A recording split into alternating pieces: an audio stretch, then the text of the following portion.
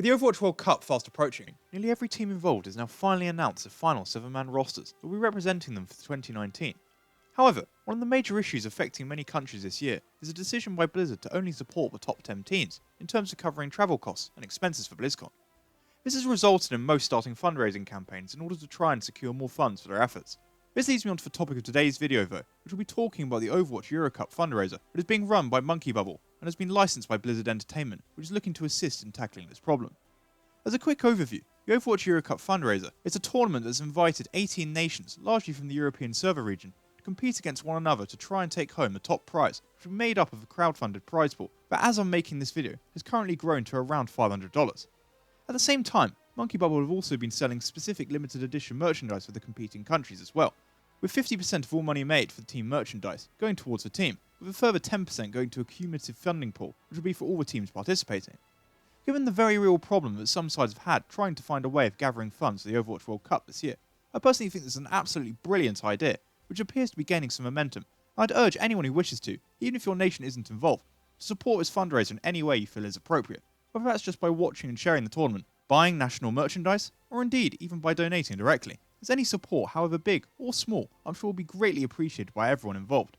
And of course, I'll be linking everything important such as the Monkey Bubble Twitter and website down below in the description. We should have all the information about what I've been mentioning. If you haven't realised yet, this fundraiser event is also our first chance to see a really large sample of sides competing against one another on the international stage, outside of show matches, which perhaps might give us a better idea as to who looks strong and which nations we should keep an eye on in the battle for BlizzCon qualification. The 18 countries participating are Austria, Greece, Italy, Poland, Saudi Arabia, Bulgaria, Iceland, Kuwait, Portugal, South Africa, Denmark, Latvia, Romania, Spain, Germany, Israel, Norway, and lastly, Switzerland.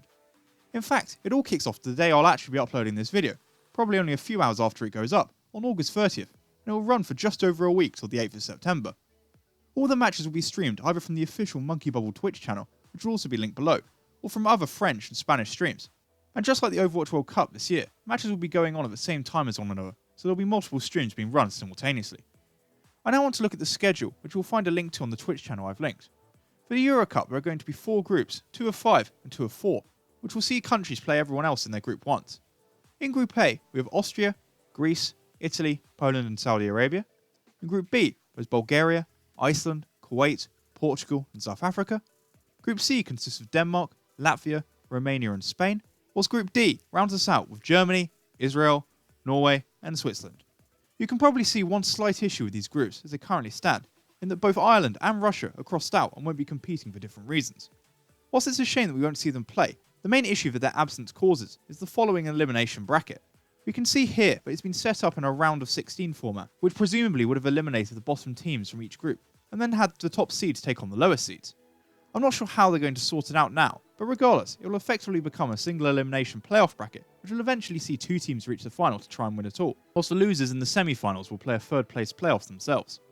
Overall, this should give us plenty of Overwatch to watch, whilst providing all the participants with plenty of experience, going up against a number of different teams. So for a tournament that's only going to last just over a week, I think this format will work out quite nicely. So what about the schedule for those interested? As I said before, the action starts tonight at 7 PM Central European Standard Time, or CEST, so use that to work out your own local timings. The 3 games kicking it off will be Switzerland versus Israel, Poland versus Greece, and then what should be a fantastic match between Norway and Germany. Hopefully by having this graphic up for a bit, you should be able to see when the games you want to watch are on, and following the 6 days of group stage play, I'd imagine the remaining 4 days will see the elimination bracket be played out. I'll be honest and say that I don't know the format that these matches are going to be played on, but if I had to guess, it will probably follow the standard Overwatch League style, or if they need to be shorter, perhaps the best of 3. And then for the playoffs, I imagine it will be a mix of first to 3 and first to 4. But again, I can't confirm any of it, and I imagine the streams will make this quite clear at a very early stage, also on the question of which patch they're using, with the current live patch making the most sense.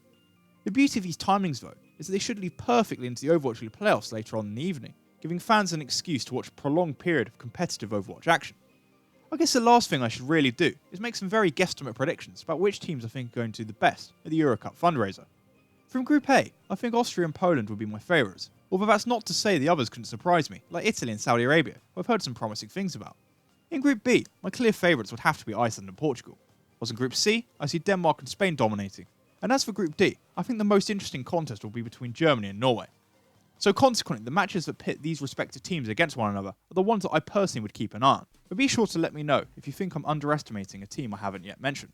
But who are my personal favourites to win it all? I'm not really sure. I think I can narrow it down to a top 5 of Denmark, Germany, Iceland, Norway and Spain. And from this I'd have to say that Team Denmark will probably have to be my pick to win it all, given the talented contenders options that make up their lineup, including the likes of Fischer and Henningsen, the EU contenders champions from HSL Esports. Or with Clockman Vendetta brothers of Engineer and Moose in the action, I definitely have a soft spot for Germany, doing well also. Or indeed a run from Norway, led by the literal Viking Decod. Not forgetting the Overwatch League talent that helps out the squads of Spain and Iceland. I honestly don't have a clue, as you can see, and I'd really like to pick a winner.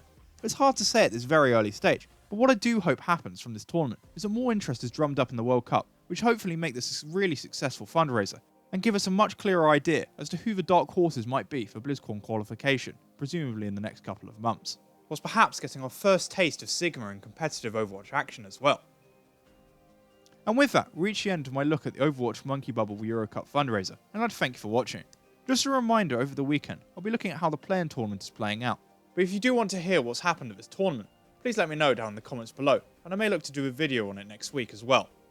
So if you enjoy and don't want to miss out, please like, subscribe, and follow me on Twitter for continuing competitive Overwatch coverage and content. And I hope you enjoy the rest of your day.